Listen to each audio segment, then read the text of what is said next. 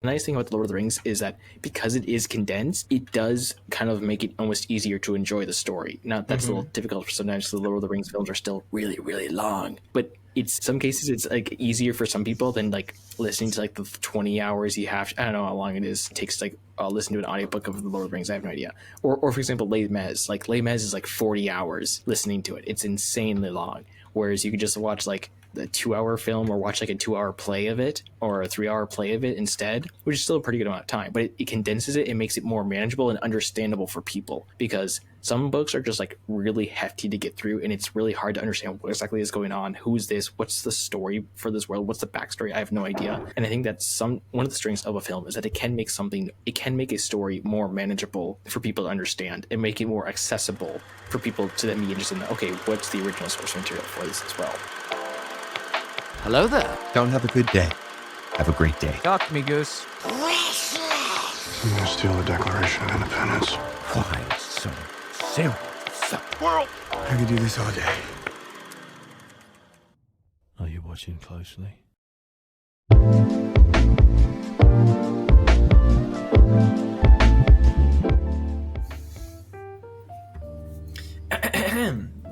Welcome, everybody, to the One-Eyed Book Podcast, where we are here to talk about books. Yeah. Yes. I am Seth. Alright, hi guys, my name's Will. I like books, and sometimes I like girls too.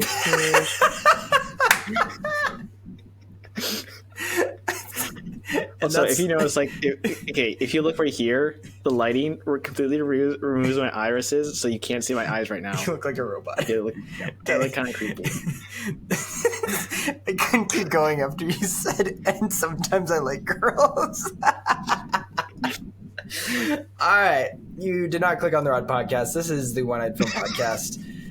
We are here to talk about not a specific movie today, but about many different, like a type of movie. Book adaptations into movies has a lot of interesting things to talk about. And Will brought up this idea a while ago, and I wanted to explore it a little bit. So, Will, what is your thesis? What is your whole point right off the bat, so that people can click on the episode, get the tidbit of information, and then leave, so they never have to listen to the rest of this episode? Okay, well, I guess if I had to boil it down, there's probably like two parts to it. First part is adaptations from a book to a movie can work, but they often don't. And two, a good rule of thumb is the larger the franchise / the media / like the source material, the more careful you should be with the adaptation. So that's like my two main like giveaways. One is for like the audience of sorts, for like the people who are going to be watching a film about a book adaptation. And the second piece is about people who are going to be making those adaptations. Because I think that a lot of days people are kind of rightfully like annoyed with certain book adaptations that they have. But at the same time, there's also examples of really good book adaptations. So we're going to dig into all of that right there. Very cool. Yeah, I'm not well versed. I did a little bit of research in preparation, but I'm excited to hear what you've decided to unpack about this. But let's dive right in. First off, I want to set a standard, because I think this is going to affect more than we think about adaptations. Comic books count towards book adaptations. Maybe I'm wrong, but what do you think of that? Did you consider that when you were doing your preparation here? Because I think that comic books are similar enough to be included in book adaptations into movies, but they're a little bit different because, as we'll talk about in a little bit, comic books are books that show, and books usually just tell, and movies show, and comic books are a bridge between those, or graphic novels, whatever you want to call it. They are a bridge where they show and tell very well.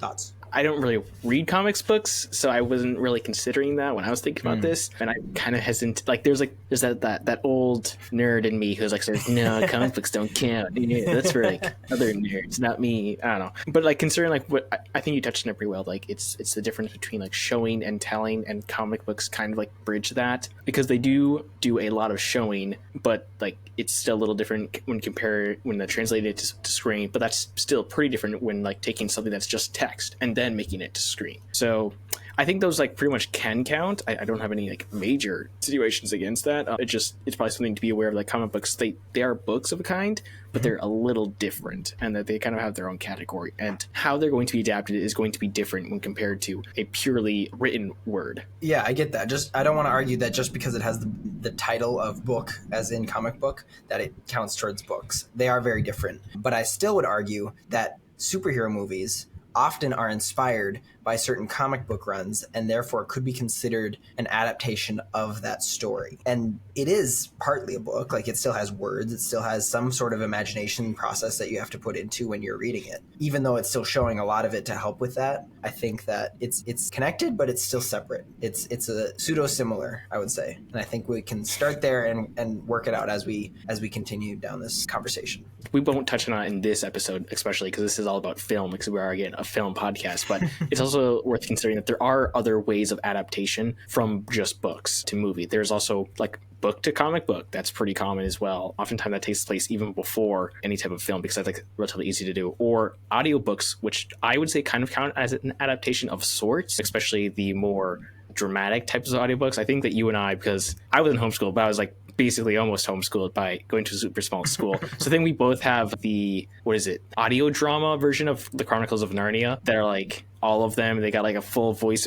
cast and like a sound library, and they add in the effects. It's not just somebody reading a book. So that's like an adaptation as well, but it's all everything except visual adaptation. So those are all like some other adaptations that are also interesting to think about, but they're all pretty different, I think, compared to a movie adaptation, because like an audio book is just you're basically saying the exact same story beat for beat, just with a couple of extra flavors, which is sound. You can actually hear it. Whereas a movie has to take a story that's pre-existing, hopefully deliver it effectively towards an audience, and then just show the story visually, but also keep it concise enough where it can be shown within like a 3-hour minimum or whatever. Because a lot of I think like the average book is probably like 5-hour, 6-hour, 8-hour read, depending on like the word length or whatever, and how fast you read and stuff like that. So you have to basically take that amount of like reading time and condense it. Now, granted, like a picture is worth 1,000 words. That does make it easier, but it's still like you have to be able to take the story beats and then condense it properly, and then display it visually again properly, and not ruin it, and then create an effective adaptation that way. I had never thought of the adaptations into either audio book or audio dramas. We have obviously made an audio drama of our own. I wrote the story for that one, but that was mainly for the sake of producing the audio drama. We have a new one that is in the process right now of being produced that was written just as a story, and I asked the author basically, hey, would you mind if I made this into an audio drama? And he's been working with me to make it. Actually, we already said who it was. It was Deacon. Deacon wrote the story. He wrote the story, and he said, what do you think of this? I was like, I would love to take this original story and make it into an audio drama. So as I'm thinking about the difference between audiobook and audio drama, there are not a ton of audio dramas that do this. I think Focus on the Family Radio Theater does it really well. They really try and keep to the original story as much as possible. They don't have a structure of, we can only do one season if you were thinking in TV show terms, or like only 12 episodes. Like they will make as many CDs as they need to for the sake of the story. Now they're not going to go into every single detail, but they do it really well. They make it very authentic for those original stories. They've done Chronicles of Narnia, they've done the Christmas Carol, Les Mis, a bunch of others, even original stuff. Obviously then they are connected with Adventures in Odyssey, which those stories are written directly for an audio drama. That could probably be a whole episode in and of itself. But even compared to audiobooks, like if with audiobooks, you're taking a step away from the real books, adding a little bit of dimension, not just with auditory, but the reader, the one who's recording it, often adds inflections that make it seem a little bit more alive. With something like an audio drama, which again might only apply to Focus on the Family Radio Theater because they adapt books mostly, they add another layer of dimension where it's actors, sound effects, they form the story a little bit more, and they're almost taking away a little bit of the imagination, but still leaving some there. When you're reading a book, you basically have what's in front of you, and you get to imagine and fill in the blanks. Where it's describing something, you get to picture that in your mind. And then with like audio drama, it adds in sound, it adds in actors. You don't need to fit in inflections. But when you take it to movies or film or TV shows, you basically take away any possibility of imagination. It's just laid out in front of you. Now that can be good. That can be a really cool new way to experience a story. But I think that could be where some people will say, the book was better. It's because you can have that dimension that you're filling in yourself where you're reading and you're interpreting rather than just watching the movie, and you get what you get. Like, it's been made, millions of dollars have been poured into this, and now there's no room to interpret except for just in between scenes where they don't show you. And that's where a lot of fan theories come, Easter eggs maybe, but there's just that layer of assumption and building your own story in conjunction with the story that's being told that's taken away when there's a movie and there's already been a person in the middle, usually the director or writer, who makes that decision of how this story will be interpreted for the big screen instead of you interpreting it for yourself. Does that make sense? I feel like that's accurate. Yeah. You're touching on being like a more passive versus more active engagement. And so when you have a book, you just by nature of it being a book, you have to be more active in like imagining what exactly is being told in the story. Like, you know, whatever is being said, you imagine in your head, and that's more active up here. Whereas we've talked about, like, first an audiobook, that removes a little bit of the element because now you're not imagining the sounds, you're hearing them. Audio drama, you're listening to even less sound because you're hearing different voices and actors and characters. When it gets to a comic book, you're not imagining what it looks like for the most part. You're just imagining only how it flows together. When it comes to film, that's probably the most passive way of viewing a story because you don't have any input. You're just watching it, understanding it, which film can be very powerful in its own way. But that is one element that for a lot of people can kind of take the charm out of certain stories. And that's why I say that perhaps in some cases certain stories probably shouldn't really be adapted for film because they're designed a certain way that can best be experienced thinking about it that way, which is like a lot of cases for like perhaps like certain mysteries and stuff like that. But that's a topic for a different time. And coincidentally, this might just kind of tie into video games a little bit because I think we've talked about video games and how video games are weird where they're basically like it's a movie that you control because you like the story is kind of preset. For most games the story is preset, but you are the one who's actually moving the controller and changing things and interacting with the world, so it's a more active way, which might be part of the reason why video games are like pretty popular. I know, yeah, that's just like another thing to think about. But yeah, the increasing elements that are added onto the story once you get to a film kind of in some ways can detract, but in other cases they can also enhance the story as well, because instead of like whatever you're imagining being this amorphous thing, you have an idea for what it looks like, and they can still be a pretty cool way to understand just how a story is presented. I actually liked what you said so much that I'm adding to our list of future episodes. So this episode is book to movie adaptations, and then we'll have 2 more follow-up episodes in the near future called animation to movie adaptations and video game to movie adaptations, because I think that is a whole different topic, and how that medium is translated to another. They're not similar to each other. There is pros and cons to both, and I believe that there's plenty to be discussed there. So stay tuned for that. I think those will be fun to do. I am generally curious about how many like books have only been adapted by a video game. Probably not a lot, but I'm just curious because there's not a lot that I know of. Books to video game? Yeah. Interesting. Because I know that there's like sometimes what will happen is like you get a franchise, which is like a book becomes really popular, a film or TV or something becomes really popular, and then a video game is based off that. But I don't think there's any instance where it's just a book being adapted to just a video game, which is interesting thought. But I do have a fun fact for this episode. I want to try and fit in at least one fun fact. I'm not set on doing that. I'm just saying I usually end up with at least one. Here's our one fun fact for the day with Seth. Breaking news! 2/3 of Academy Awards for Best Picture have gone to book adaptations. So, I heard you say that you feel like it's harder to do book-to-movie adaptations correctly. And yet, 2/3 of the Academy Awards for Best Picture have gone to book adaptations. So, it's actually pretty popular. Because when you know how to do it right. If you know how to do it right, yes. So, yeah.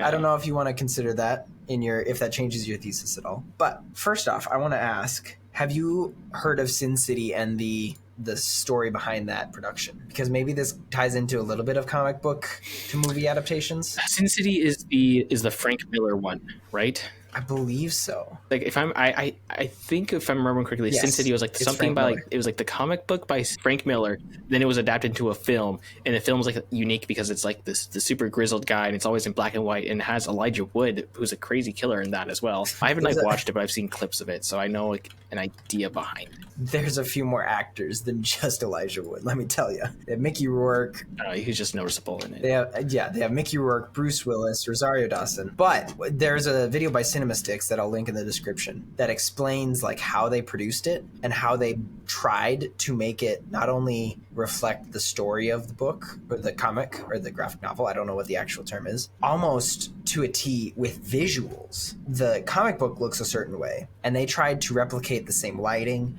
the same framing to make it just live action comic book. And I think that's really interesting. I would highly encourage you to watch that video in the description from CinemaSticks, who is also just a great creator by himself. But I had to throw that in there. I don't know if we'll come back to comic books, but let's continue down talking about these adaptations. I kind of already spoiled it, but one of the video essays that I watched in preparation, movies aren't good at thoughts. They're good at actions. Books are good at thoughts, because you can have an internal dialogue and it's not that out of place to just say this person thought that in a book. It's harder to do that in movies, not impossible. You can have a narrator, whether it's just listening to the character's thoughts or an actual narrator who says this person is thinking this. But it's a lot more out of place to do that, because you're supposed to be watching a story playing out naturally instead of just having it being told to you. That's the point. I've said this before. This is what I learned in my animation classes, because I have a degree in animation. To show in your movies and don't tell. Tell as little as you can, because you're supposed to show. Instead of explaining how your character is a drunk and a degenerate and can't get a job and all of that, show him getting up in the morning, not saying a word. He's just depressed. He's walking around his house, getting garbage for breakfast, and then going to check his job postings on the internet. Like, show that instead of having him lay in bed and describe how he can't get out of his drunkenness, he can't get a job, things like that. That's kind of a given, but sometimes movies still tell way too much and don't show. On top of that, if we establish that you're not supposed to tell in a movie, you're supposed to show. If we establish that for movies, you're supposed to show, don't tell, and for books, you have to tell, because that's the only way books work, unless you're a graphic novel, which we're kind of ignoring that for a second. What if books show? That was my first point. That kind of brings us to comic books, where it bridges that gap of being able to tell more of the story visually instead of just describing it in the finite amount of words. And then what if movies tell? If books show and that turns into a comic book, that seems like a good thing. That seems like something that just enhances the story. Whereas if movies tell, if movies do the opposite of what it should do, rather than books doing the opposite of what they're supposed to do, if movies tell, it just turns boring, turns into exposition. So I don't know. That's just something I noticed about how movies and books can do different things, and what if they do each other's job. One is positive. A story turning into a comic book can be a good thing if that's its place. Movies, basically having a narrator the whole way through and just turning it into a documentary, not as cool, depending on how it's phrased. Like, some movies can do it really well, but it's not the default. Same with books, I would say. You can't turn every book into a comic book or a graphic novel. It's the essence of the story. What does it need? What does the story need? What dimension will it excel at? Will it excel at written words just as a book? Will it excel at some visuals, frame by frame or panel by panel in a comic book? Or will it excel in movie form, in video form, where it's playing in front of your eyes? Where is it going to do it justice? Mm-hmm. Yeah, it's interesting thought. I think it just speaks to the fact that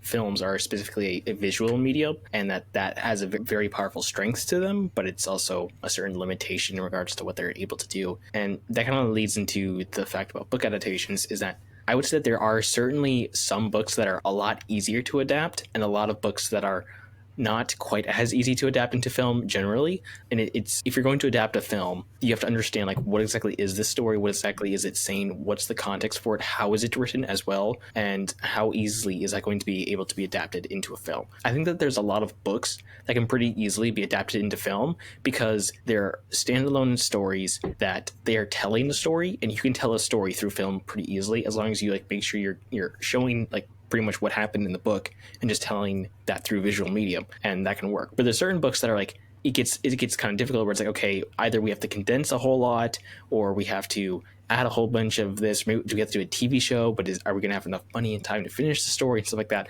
I think about how Dune and Lord of the Rings were not necessarily easy films to figure out how exactly to splice them up and make a film out of them and tell a story adequately on this big screen. So there's things to consider about that. And this kind of leads into my thoughts about how adaptation works, is because when you're adapting a book to a movie or a TV show or whatever, you first have to understand what exactly is the core, the essence of the story that we're trying to tell here. Because ideally, with a good adaptation, is that you're trying to convey the author's original message and intent in visual form. And there's depending on the story, whatever, that can be easier or whatever. But as long as you understand what is the author saying and how can we say that through a film or whatever, then I think that's a very good start. Because a lot of films just take oh, there's this popular thing that people like, let's just use it. and just carry on like the story beats, but they don't have like they don't have the essence for what makes that so great, which is part of the reason why I think like Lord of the Rings, we'll talk about this I'm sure, was so good is that it did contain at least some portion of the understanding of what Lord of the Rings as a book series was about and what Tolkien was trying to say, and they conveyed that pretty effectively, I'd say, through the film. Yeah, very cool. I think one question that needs to be applied to each adaptation, whether you're looking at certain aspects, because some book adaptation purists are going to say, well, most of the story was right, but it missed this emotional beat. Like I heard something about The Great Gatsby, where the original story has a very descriptive language and how it describes scenes, and then the movie sometimes just glosses over a lot of those points, the things that make it so meaningful for the sake of spectacle or for the sake of speeding it up so you actually get it within the runtime of a movie. So whether you're looking at individual parts of a book to movie, like the emotional beats or the story beats versus the entire thing, like maybe just watch the whole movie, then you're like, this isn't the same story at all. The question that you have to ask is, how does the director, the writers, the actors bring the emotion of the book to the screen while leaping over the barriers that are filmmaking techniques? They're barriers, but they're not bad. The barriers are, like I said earlier, the choice that those people, the director in deciding which way he wants the story to go, the writers and the exact words that are going to come out, and the actors that portray those characters in a certain way. How do all of their decisions along the path make that story into something else? Again, it's taking away that level of imagination from the reader. If they're just reading the book versus watching the movie, you are now given a story that is very cut and dry instead of open to, not interpretation, because most books are pretty clear about what story they're trying to show, but there's still descriptions that you fill in your mind, like I said, and the director has now filled those in. And how do they approach that? Do they do it with something else? Like maybe with Lord of the Rings, that Peter Jackson used the rest of Tolkien's writings to influence how he made the movies, not just from the books. Like if you just stayed with the books, I'm sure that there's only a limited amount of information that you could get from that. However, if you get it from what's the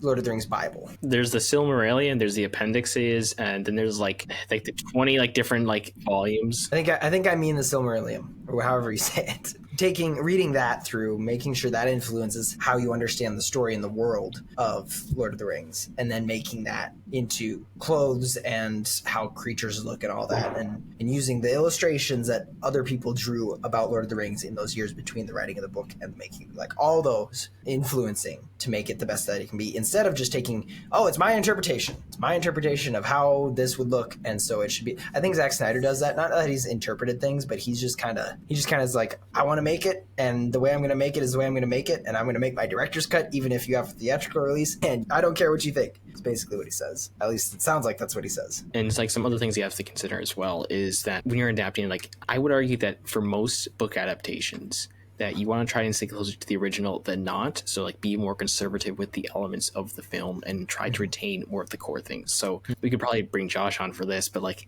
you know, like in The Last of Us, like they kind of try to go for the look of somebody who looks like Joel, or like the fact that like what he wears in the game is probably stays with what he looks like, what he wears in the film. So that's an example of like tiny things that, like, generally speaking, like I think it's a good rule of thumb for adapting something is that if you don't need to change it, then don't. Because if you do change it and it's not necessary, then you're really just gonna like annoy people who like the books, because that's gonna happen for everything. Yeah, and I think that's probably gonna lead into another thing that I've mentioned before, is that like pretty much like a good rule of thumb is that like just the bigger the source material, like the bigger the popularity of the source material, then the more careful you should be. And that's like a pragmatic choice. And just generally speaking, like, you know, if there's like 1 million people who like Lord of the Rings, you adapt it and you do it poorly, there's going to be 1 million people who are more likely to be annoyed. If there's one book that has 1,000 people who like it, then there's going to be like 1,000 people who are going to potentially dislike the film that you're going to make. That's going to be much smaller than like a million or example. That's big numbers. That's like getting like the basic point that I'm trying to make across, that like just in general, like knowing what you're dealing with again is going to impact like how you're going to try to adapt it. The adaptation process is all very individual based on like the material that you're working with and how you're trying to adapt it as well. And I think that can also bring us into another maybe kind of touchy topic, is the idea of like changes and if those are ever allowed when adapting a book to a movie. I don't think there's anything necessarily wrong with adapting or changing certain parts of a story when adapting it, but there has to be, again, a very good justification for doing that. It has to be very carefully considered before you do that. Do you have an example of what you just described, the going too far? Or Well, I can give you an example of I think where they changed something like relatively significantly, but they kept the theme and they did it for a reason, which is, we mentioned this before, but with Lord of the Rings, like they didn't mention the scouring of the Shire, which is a pretty prominent part, like near the end of the book, but they completely cut that out of the film. And I think that that was for like some pretty good reasons. Like obviously that probably kind of annoyed certain people of the books themselves, but there was like a certain reason for doing that, and that like this is like a 3.5 hour movie. We don't need to spend like another half an hour just like watching the hobbits lead a revolution and free the Shire. So I think that's an example where changing it is okay. Honestly, like I can't think of a specific example where it is. what do you think of the Hobbit adding to the story instead of just interpreting it incorrectly or choosing to remove it, because it added a lot of things? And we talked about the Hobbit a little bit a while ago, but what do you think about the Hobbit adding to a lot of the story to make that extra money? It was their goal, but it doesn't really make sense for the story to have so much added to the story that should have been a lot shorter. Actually, yeah, that's actually probably a pretty good example, because the best way that I've heard the Hobbit described is like it really could have been just like a nice like 3-hour film if you really wanted to extend it, and then it would have worked fine, because it's a pretty simple story, all things considered. They go on the quest, they fight the dragon, they slay it, that type of an idea. Like especially I think the parts that stood out to me the most were the like the weird somewhat romance thing with like Galadriel and Gandalf. I think that was like someone hinted that was kind of weird. And then like the even more prominent thing was the whole dwarf feeling, the dwarf and the elf romance, which was in fact that entire elven character who was completely added to the story. So I think that's an example where like that's unnecessary and that's like not needed at all, and that is more or less detrimental to part of the Hobbit. So, but I think that though there is something to be considered for the fact that the reason that I can say that some changes might be okay, and that's somewhat of a touchy subject, is the fact that like so much media is quote unquote updated for a modern audience, especially if it's older media or older materials that's being adapted when it comes to like books and stuff like that. Because you know the things that we believe nowadays as a society on whole were different from what people believed as a society on whole back in whatever, and certain people believe that like it's necessary to update things for a more modern audience. You've even seen that type of talk with Lord of the Rings, which is honestly that franchise is really good for this episode. Like with the Rings of Power, which there was like talk about like, you know, making it more modern and accessible for all people and that type of thing. So that's where I think it gets a little touchy. But I think that you can make an argument that like certain films and books, because like no story is perfect, and because no person is perfect, and like certain stories and stuff, there are probably going to be elements within those stories that are not on a story level, just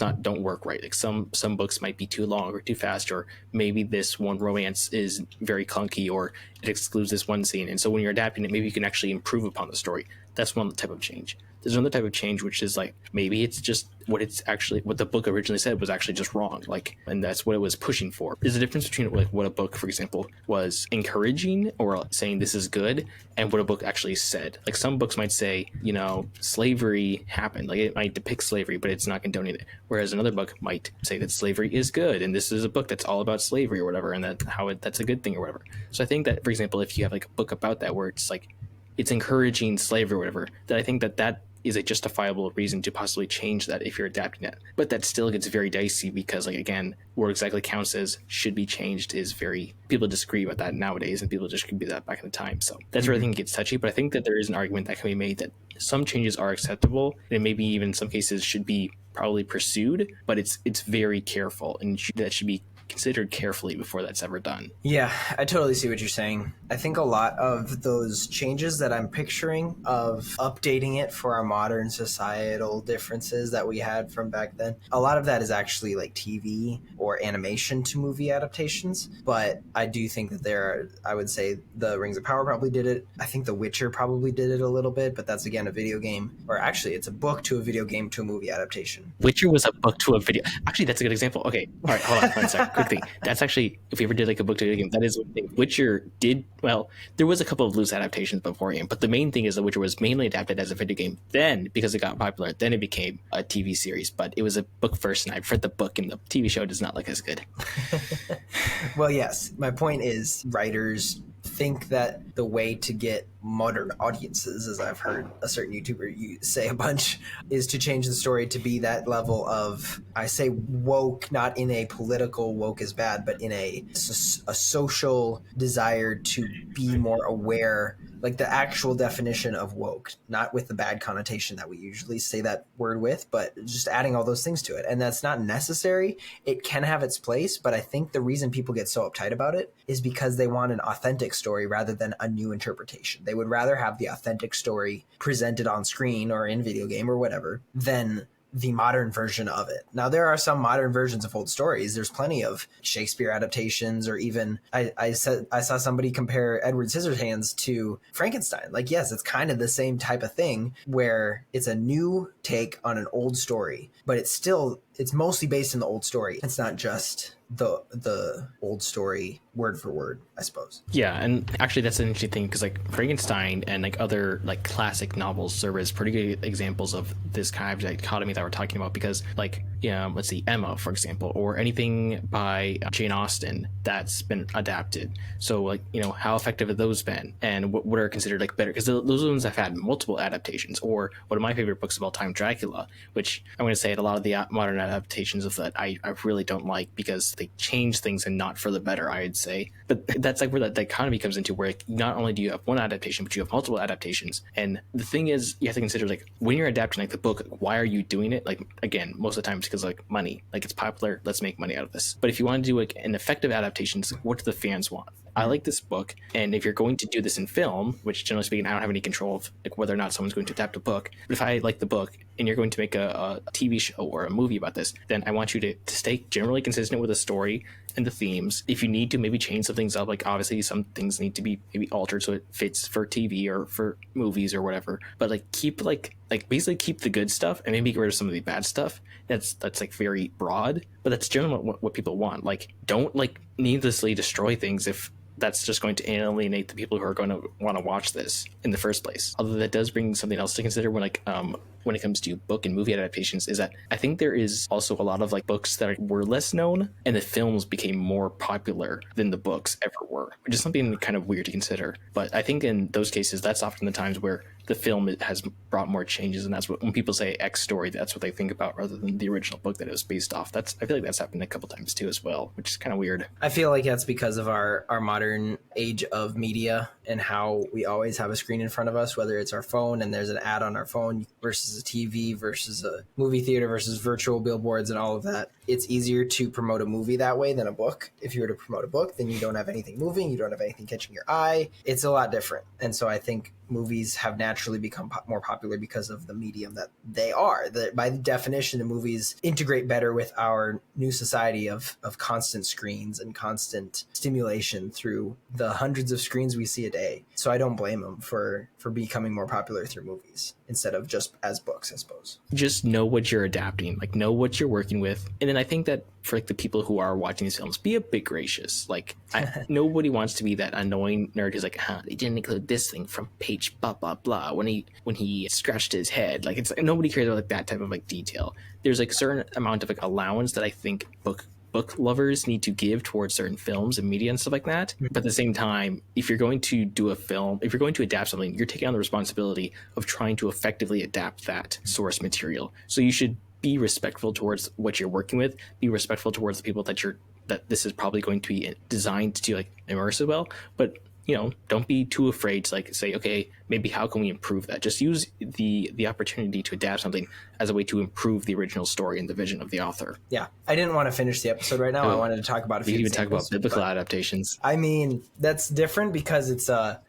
record, a written record of something that actually happened, turned into TV and media, or TV and movies. But I think we'll leave that on the table for now. I do want to talk about actual like details about certain adaptations, mostly the popular ones. I have a few written down. Harry Potter, Lord of the Rings, we've already been talking about, along with The Hobbit, Hunger Games, Dune, and Marvel. We'll touch back on comic books here in a second. So I don't know if you've read, I don't assume that you've read these books and watched these movies, but Harry Potter, from what you've heard, how do you think those books and movies line up? I know that a lot of Harry Potter purists say that they condense them so much because the books are a lot more expansive than just a 2-hour runtime that the movies have. What do you know about that? This is going to be interesting because for a couple of these books and movie adaptations is that I haven't read the books myself, because some of them I read a lot, but not necessarily everything all at once. So I haven't read the Harry Potter books, for example, but I have watched all the films. And for example, I like the story that the films tell. I think that on their own, the films are fine. If you add in the fact that they're an adaptation, I would very much assume that they probably did. I think they did pretty good, but I think there's definitely some elements of people I've heard people didn't like certain additions or character changes or how they did certain things, which that probably makes sense. I think that if you're going to do 8 movies based on 7 books, you're probably going to mess it up there as well. But overall, I think that they're more or less a net positive, and that they brought more people into Harry Potter than already knew, and I think they did all right as far as I can tell. Yeah, I know my little brother Luke would have a lot of things to say. We actually did a whole episode on the Harry Potter series, so if you're interested in that, go listen to that. A couple episodes back, it's 40 episodes back at this point, but there's a lot to say. And there have been probably whole podcasts dedicated to the differences between the Harry Potter books and movies, just because there is a lot that they decided to do. And even when it goes into the Fantastic Beasts and Where to Find Them, those had quite a few changes, especially as we got into the modern social discussion with J.K. Rowling and her beliefs and what people took away from her books and all that stuff. But I think everyone would say that Harry Potter is still the same story in essence, with some side characters and side storylines kind of being taken away for the sake of, you have to crunch down the actual story to tell the movie within a certain time frame. That's why I think that TV shows kind of do adaptations better, because they're not restrained to 2 to 3 hours of movie time. They can do a lot longer. They can do 6 hours. They can do 12 hours. It's a lot more free to do book to TV adaptations, because you have that extension, that amount of time to fill, instead of a lot shorter time that is whittled down to a movie. Lord of the Rings did not suffer from that. We know that. They have 12 hours of movie runtime with the extended edition, and yet I still think that they cut stuff out. Tell me I'm wrong, but Tom Bombadil, you just said that last in the Lord of the Rings episode. But still, there's so much movie, and it's a whole thing if you want to dedicate yourself to even watching one. Sometimes a 3.5 hour movie is a lot for one night, and other times you just say, screw it, I'm going to do a whole day of just watching Lord of the Rings extended editions with my friends from start to finish. But the adaptations, again, are mostly regarded as good and accurate, correct? Yeah, I think that they pretty much hit on all the major beats of the story. Or it's I think they very much contain the essence of what Tolkien was trying to say, and they have some of the greatest cinematic moments I think of all time. So the fact that they're able to deliver on what Tolkien had written, I think is a testament to how good they were or are. Well, and I think some of the best adaptations will have the essence of both creators in how they look. So you obviously have everything feeling like Tolkien's writing. Most of it is Tolkien's writing adapted into a script by the screenplay writer. But all of the movies feel like Jackson films. They all feel like his creation. And then if you dig even further, you're like, oh, this editing feels like the editor's hand, and there's the costumes feel like this person's handiwork. All of them should have that hand in it to enhance. It should enhance. It shouldn't just be a lame regurgitation of that story. And the Lord of the Rings enhances to an extreme degree. People will definitely watch the movies over reading the books, but they have you can see the hand of the creator in every little part of it, whether it's Tolkien, Jackson, any of the other people who worked on it. And that is a takeaway from today, where you can see the hand of Jesus in everything in the world. And that was kind of phoned in, but I'm going to leave it in there. That's okay. We'll work it. We are a Christian film podcast. We are. Coincidentally enough, Jackson has actually done another book adaptation for another book that I actually have read called Mortal Engines. I don't know if you've watched it. Probably not. I've heard of it. It's one of those I remember that. It's the cities and their cars and they're eating each other and stuff like that. I'd say it's a very spectacle film, but it's interesting because that was supposed to be its own franchise essentially, because it's a bunch of books, and they did one movie on the first book, and it didn't do very well in the box office, so they just ended up not doing that. But I think that's another example of kind of a failed adaptation, because having read the books and having watched the film, I could say that there's some pretty big differences, and I think they kind of didn't help the story that they were trying to tell. But at the same time, the movie itself was also kind of had its own issues as well. So but that's just another weird type of thing. It's still, I think, a pretty good fun film to watch though. So, and then one other thing just about the Lord of the Rings films that I wanted to make. The nice thing about the Lord of the Rings is that because it is condensed, it does kind of make it almost easier to enjoy the story. Now, that's a little difficult for sometimes the Lord of the Rings films are still really, really long. But it's some cases it's like easier for some people than like listening to like the 20 hours you have. I don't know how long it is. It takes like listen to an audiobook of the Lord of the Rings. I have no idea. Or for example, Les Mis. Like Les Mis is like 40 hours listening to it. It's insanely long. Whereas you could just watch like the 2-hour film or watch like a 2-hour play of it or a 3-hour play of it instead, which is still a pretty good amount of time, but it condenses it and makes it more manageable and understandable for people, because some books are just like really hefty to get through and it's really hard to understand what exactly is going on. Who's this? What's the story for this world? What's the backstory? I have no idea. And I think that's one of the strengths of a film is that it can make a story more manageable for people to understand and make it more accessible for people to then be interested in that. Okay, what's the original source material for this as well? Yeah. I want you to guess how long the Lord of the Rings trilogy unabridged audiobook is, because we already know that the extended edition movies, the 3 of them together, are a little over 12 hours. What is the Lord of the Rings trilogy unabridged audiobook runtime? To your I'm knowledge, going to your best say 16 hours. guess. 16 hours?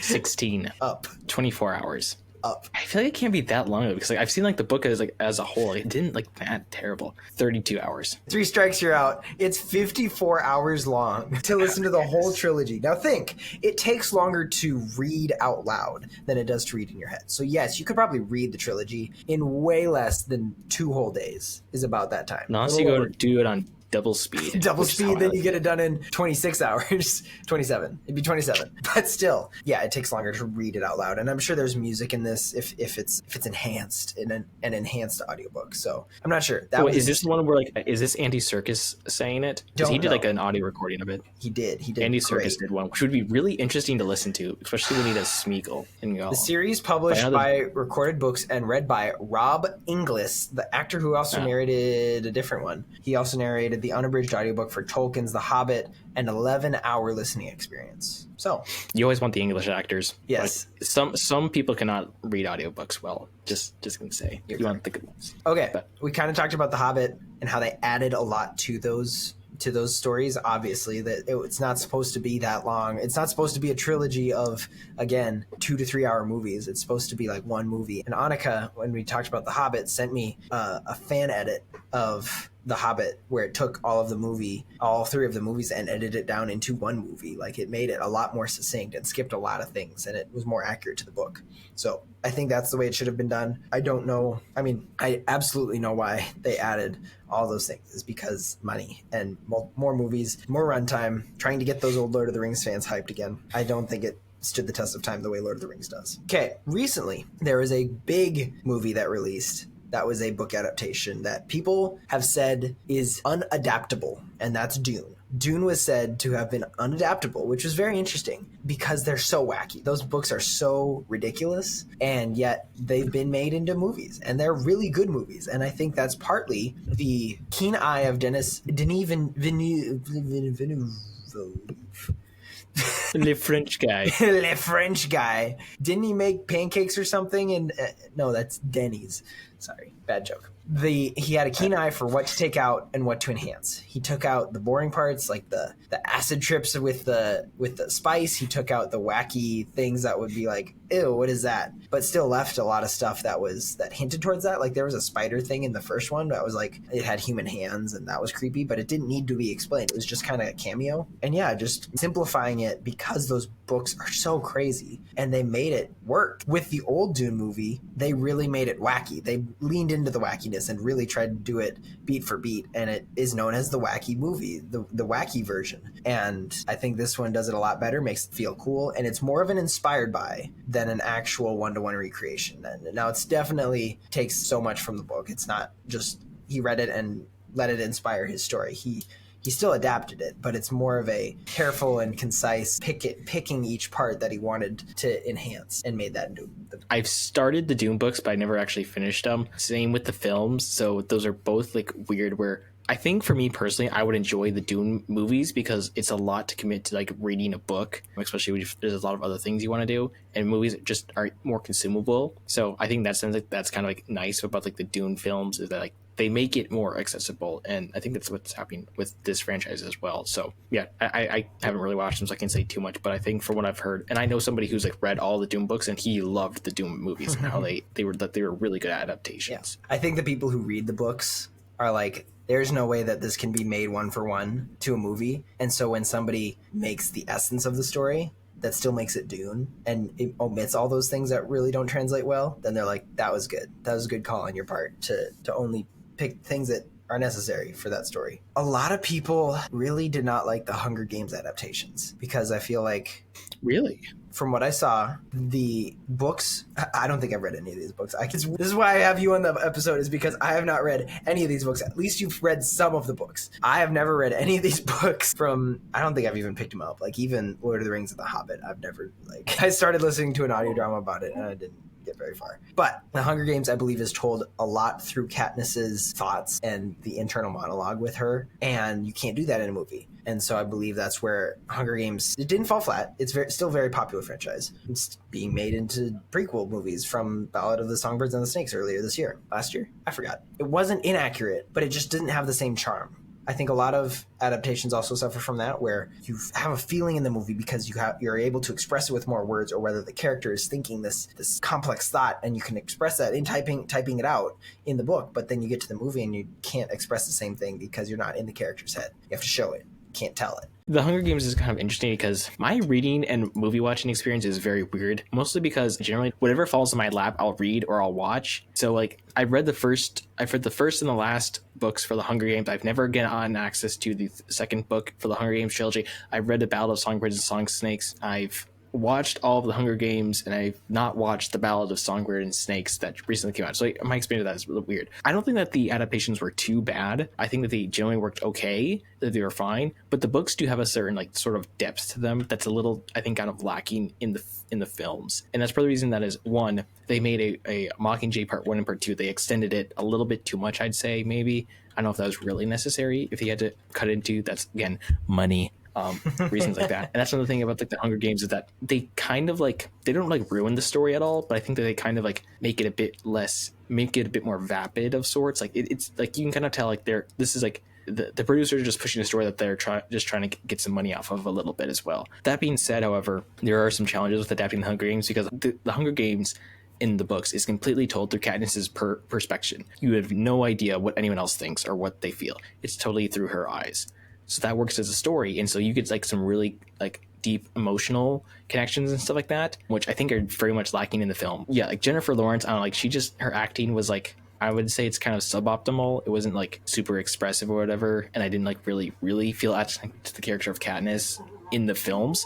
That being said, however, I think that the one thing the films did do really well is that they granted other perspectives. They showed other perspectives from other people, especially President Snow, who I think he's like a more flavorable character and villain in the films. But overall, like, I've never really had much of an issue. I'm not like a super in-depth into either the book or the TV show. Like, they're enjoyable. I think they're fine. I think they did like a pretty good job with the adaptation, but it was never like something that like super bugged me a whole lot. But the thing to consider about the Hunger Games is that the Hunger Games as a book series did pretty well, because it talks about war and it talks about rebellion, and there's like, I would love to have like a political conversation about the Hunger Games, because it actually has like some pretty deep conversations that aren't touched on as much in the films but are still kind of there. But because of the Hunger Games, like as a film series that came out in like 2012, it was so successful. There's like a whole bunch of like, they call them Hunger Game copycats, that like both in books and in films that were released. Like I'm thinking about Divergent. I don't know, have you ever heard of that? Mm-hmm. That like, it's another one of the YA dystopia, which was pretty popular for a while. I read that book and I watched some of those films or whatever.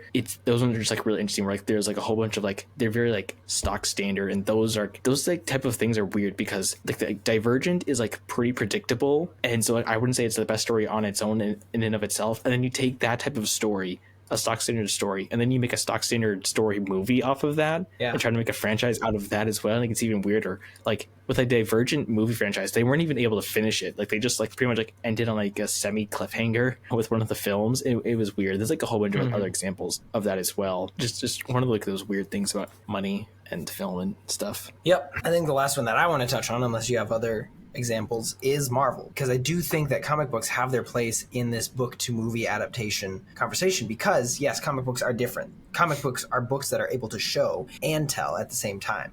they have that flexibility, but they also have that art form that they can show you what is happening as well. But what Marvel did, and other superhero movies, I'm just generalizing to Marvel because they're popular, what Marvel did is they started with inspiration from the comics, and sometimes they still follow comic runs, but by now they are mostly following their own storyline, their own writer's room, rather than following a specific storyline. There are certain movies that, yes, kind of have an essence of a comic book run that was really good. But for the most part, they are creating their own stories off of the MCU as we knew it. You know, we had the Infinity Saga, and now we have the Multiverse Saga. Like they're building off of their own story, which, yes, makes it better for adaptations, because then you're not just adapting a direct comic book line or series, so that it's actually new and interesting. You don't know what's going to happen, but it's still inspired to some degree by the comics, and yet they've really kind of leaned away from that and just made their own story. It's their own thing now. I don't want to say it's off the rails, like it should be following the storyline of a certain comic book,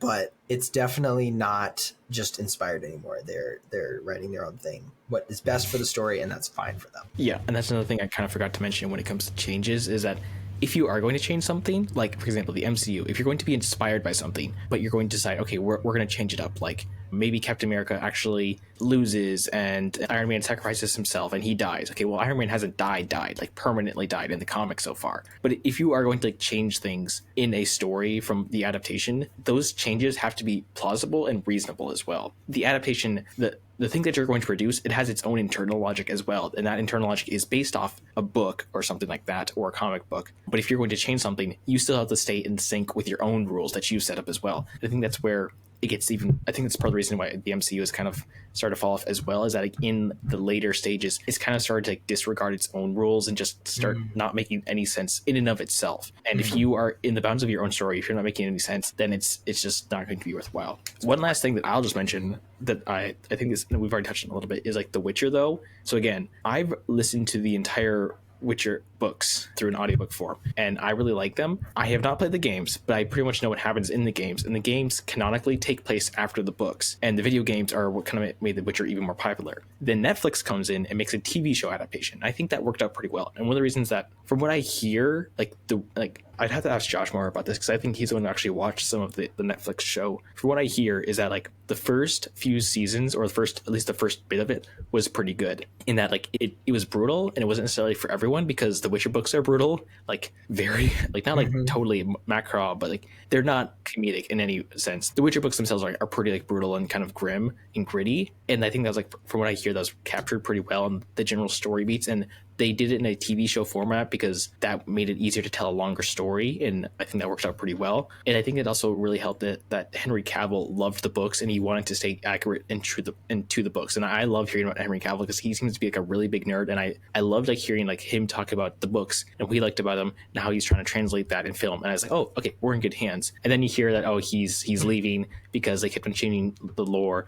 And I hear that it's just gone off the rails. I think The Witcher is an example of how you can do it pretty well and also mess it up as well. Again, you have to be respectful towards the source material and what you're trying to do. And if you're going to make changes, they have to be reasonable and plausible, and they have to be justifiable as well. There has to be a good reason for what you're doing, and it has to be a good and worthwhile reason, and you have to convince enough people that it is good and worthwhile. So I think that's pretty much it for me. That's a great point. Is it worthwhile? Does it need to be done? Some stories, absolutely. I would love to see the directors like, yes, I would love to see that on the big screen. I would love to see that visualized for me, with all the sound design, with all the editing, with all the visual effects, all the acting, everything. And there are some that are just like, you know what, this really isn't adaptable, and we'll leave it at that. That's a respect for the source material rather than just making it for money's sake, which a lot of studios do. They find any piece of popular media and they're like, let's make it a new movie. Which is a big shame. So, one last thing before we do go though is I have a question for you. What is like one book series or a book that you would love to be adapted into film if done correctly, or to be readapted? Like a previous adaptation wasn't very good and you like it to be done again, and like you were guaranteed that those adaptations would be good. What's like an adaptation? Because I can give mine in a second. But you're asking a guy who doesn't read that many fiction books. So I'm just thinking back to what I read as a teenager. There was a book about a colony on Mars that I thought was the best book series in the world. I don't even remember the name of it. I could look it up. Man, you really do not read. I'm sorry, but like that hurts me, Seth. I know. Easy answer, just choose the Bible.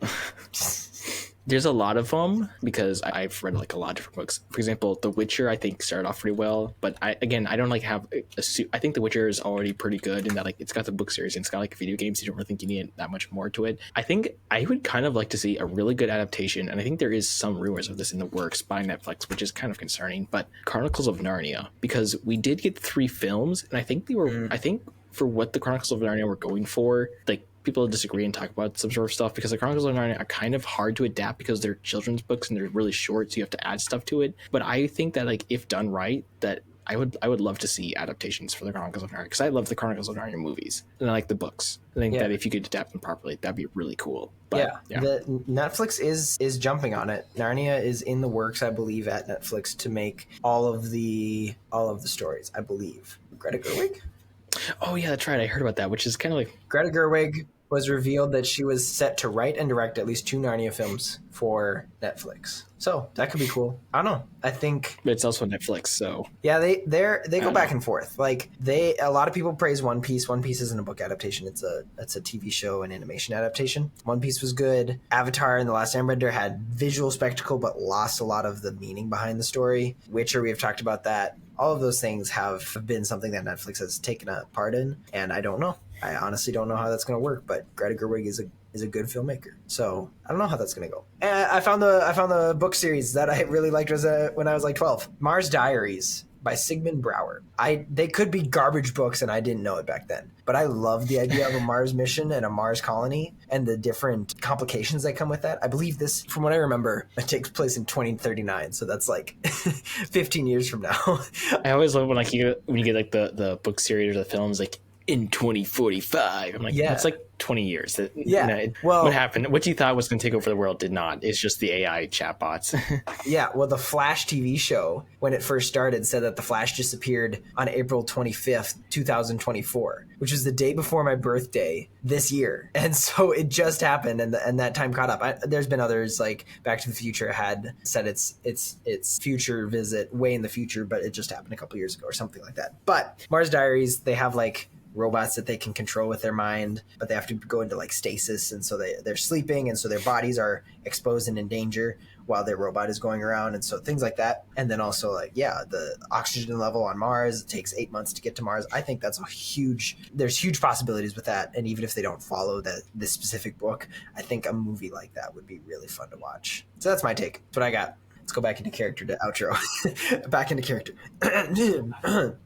Thank you so much for listening and or watching. What is this accent I'm doing? Make sure you follow us. I'm doing like a... Okay, thanks guys. We hope you enjoyed our book to film review, and please be sure to smash that like button. I apologize for the inconvenience. Discord.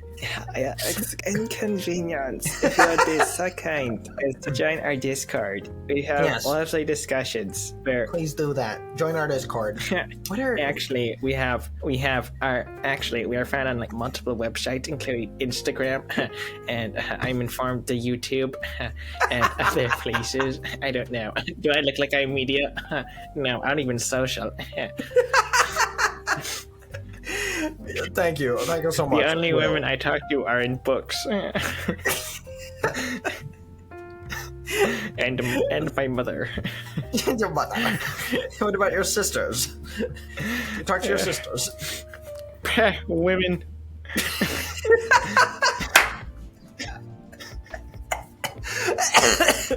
Okay.